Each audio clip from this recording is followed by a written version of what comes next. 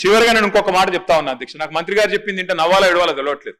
ఒకవైపు రాష్ట్రంలో 480 మంది రైతులు ఆత్మహత్య చేసుకున్నారు, పంటలు ఎండిపోయి ఏడుస్తా ఉన్నారు. ఇది పీక్ సమ్మర్, నీళ్లు లేవు, తాగునీళ్లు లేక గొంతెండి ఏడుస్తా ఉన్నారు.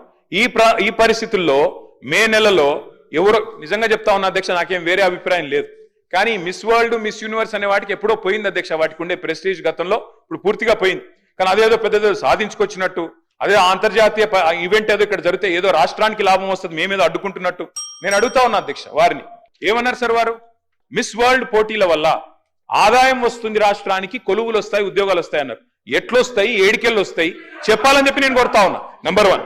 నెంబర్ 2 అధ్యక్ష, నేను ఒకటే అడుగుతా ఉన్నా అధ్యక్ష, మిస్ వరల్డ్ కి 54 కోట్లు ఖర్చు పెడితే తప్ప అంటున్నారు.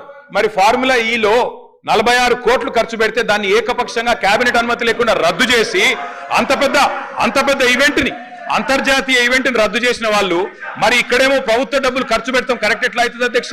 చివరిగా నేను ఒకటే అడుగుతా ఉన్నా అధ్యక్ష, ఇవాళ టెస్లా అనే ఒక కంపెనీ ఎలక్ట్రిక్ వాహనాల కంపెనీ అధ్యక్ష, భారతదేశంలో యూనిట్ పెట్టాలని చెప్పి ఎదురు చూస్తా ఉన్నారు.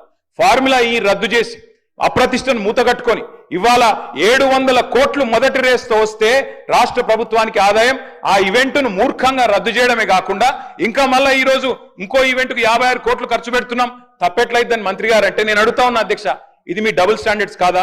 ఇది హిపోక్రసీ కాదా? ఫార్ములా ఈ వల్ల మేము ఆశించింది ఏంటి అధ్యక్ష?